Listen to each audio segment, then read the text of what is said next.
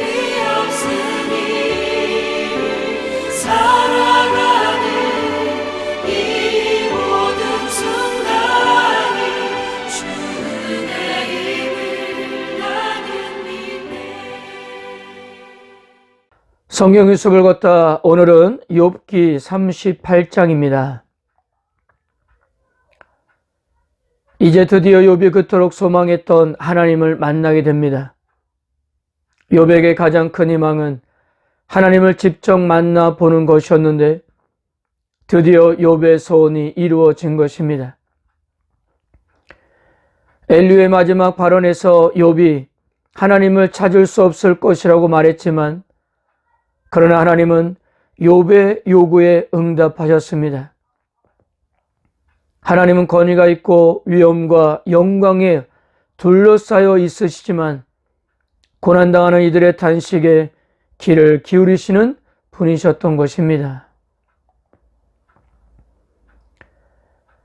자, 이렇게 욥에게 오신 하나님께서 말씀하시는 것에 인상적인 것은 두 가지인데요. 첫째, 욥에게만 말씀하셨다는 사실입니다. 이것이 질문을 한 자와 질문을 하지 않는 자의 차이가 아닐까 해요. 질문했던 욥에게는 대답하셨고 질문을 하지 않았던 친구들에게는 대답하지 않으셨습니다.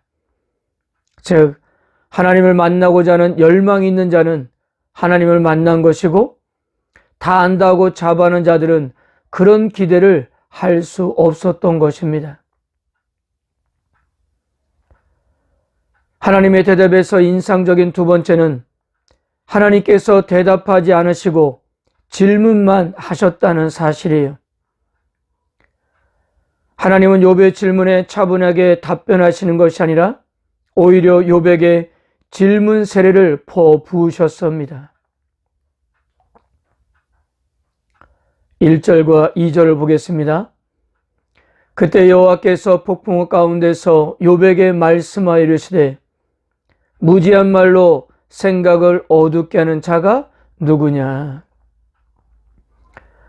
폭풍 속에 나온 하나님은 내가 누구에게 무지한 말로 내 생각을 의심하느냐라고 말씀하셨습니다. 여기서 생각으로 번역된 히브리어 애차는 욥과 친구들이 생각하는 세상 질서인 정의, 즉 인과응보의 원칙보다 훨씬 넓은 개념입니다. 애차의 뜻은 지혜, 통찰, 능력, 성공과 관련된 말로 창조 세계에서 하나님의 뜻과 계획을 실행하는 것을 의미합니다. 쉽게 말해서 하나님의 섭리를 의미해요. 즉 하나님은 이 세상을 애차로 다스린다는 거죠. 그런데 욥은 제대로 알지 못하면서 하나님의 섭리를 의심했다는 것입니다. 그러므로 하나님께서 언급하신 이 애차가 이제 지금부터 이어지는 내용의 중심 주제인 것입니다.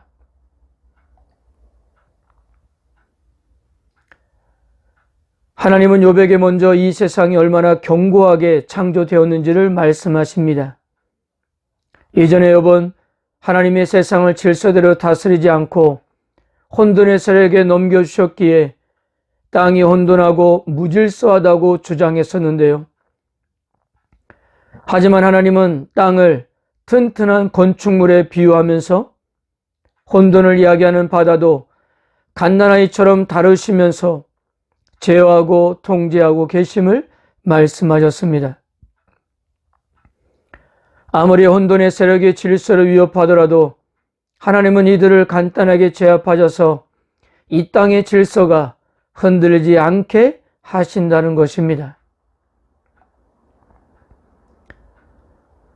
또 하나님은 현실 세계에서 악인을 어떻게 다루시는지를 설명하기 위해 해를 소재로 사용하십니다. 밤은 어둠의 시간으로 악인들이 활동하기에 적합한 때인데요. 하지만 하나님은 혼돈의 세력들을 제압하심으로 밝은 아침을 불러온다는 것이고요. 또한 하나님은 산자들의 세계와 죽은 자들의 세계에 경계를 설정하심으로 세상의 질서를 가져오셨습니다. 하나님은 욥의 주장과 달리 세상을 구석구석까지 아시며 경계를 설정하시며 악인들을 멸하심으로 질서를 유지하시는 분이셨던 것입니다.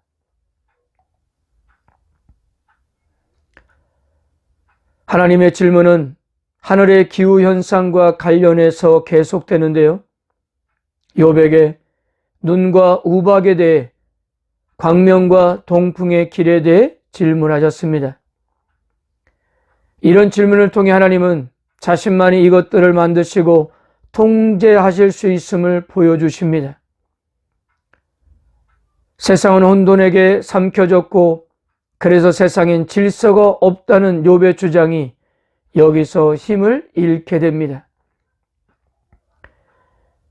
욥은 이 땅에서 이루어지는 모든 일을 자신의 관점에서 재단했지만 하나님은 창조주이자 세상의 보존자로서 모든 피조물의 관점을 고려하여 다스리고 있기 때문이었습니다.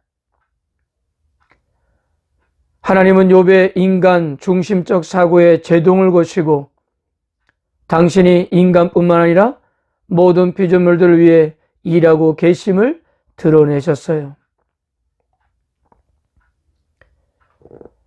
대기권보다 더 높은 곳에 위치한 하늘의 별들도 하나님의 통치 대상인데요.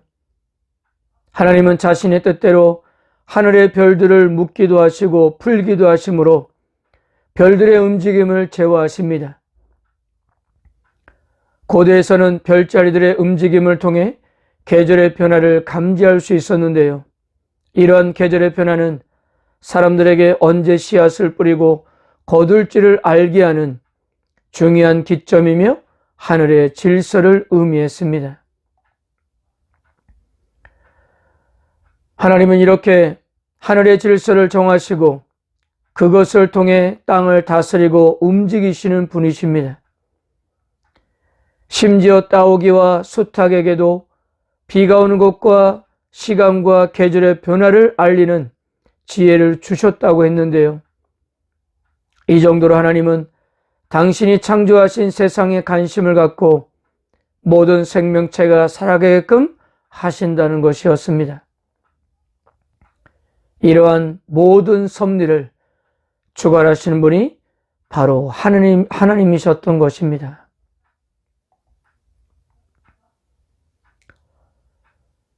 사랑하는 성도 여러분, 오늘 하나님께서 욥에게 찾아오셔서 이렇게 질문만을 일관하신 이유가 무엇일까요? 그것은 하나님 자신이 곧 대답이시기 때문입니다. 갓난아이의 모든 필요에 대한 대답이 엄마이듯이 목자만 있으면 양은 족한 것입니다.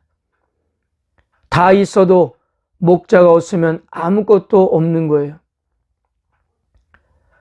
성도들에게도 하나님이 없으면 아무것도 없는 것입니다. 하나님만 계시면 부족한 것이 있다 해도 만족할 수 있어요. 왜냐하면 하나님이 채워주실 것이기 때문입니다. 그러므로 하나님 자체가 우리 인생의 해답인 것입니다. 그동안 욥은 자신의 고난에 관한 온갖 질문을 던져왔습니다. 도저히 자신이 생각하는 범위 안에서 자신의 고난을 이해할 수가 없었기 때문이에요. 그런 욥에게 하나님은 나타나셔서 욥아, 너는 이것을 알아야 한다? 이것도 알아야 한다라고 하면서 마치 아버지가 아들한테 하듯 말씀하셨던 것입니다. 성도 여러분, 자신을 위해 살아가는 사람은 자기가 아는 세상이 전부일 것입니다. 자기가 소원하는 것을 얻기 위해 하나님에게 요구하는 것이 전부인 삶인 거예요. 그러나 우리가 누려야 할 삶은 그런 삶이 아니고 아버지를 만나는 삶입니다. 아버지의 세계로 아버지의 뜻에 부름을 받는 것입니다. 그래서 우리가 어떤 상황 속에서도 참고 인내할 수 있는 것은 하나님께서 우리의 아버지가 되시기 때문이에요. 하나님께서 우리의 아버지가 되시기 때문에 고난도 감당할 수가 있는 것이고요. 때로는 지는 것도 감수할 수가 있는 것입니다. 모든 것이 하나님의 섭리 안에 있다는 사실을 믿기 때문입니다. 최종 심판자는 세상이 아니라 하나님이시기 때문이에요. 그래서 세상을 이길 믿음을 우리가 소유하고 있는 것이 아니겠습니까? 오늘도 여러 가지 인생의 문제에 대한 답은 하나님이시란 사실을 잊지 마시고, 그리고 그분이 우리의 아버지가 되신다는 사실을 믿으시고 자녀로서 당당하게 살아가는 하루가 되시기를 바랍니다. 아멘.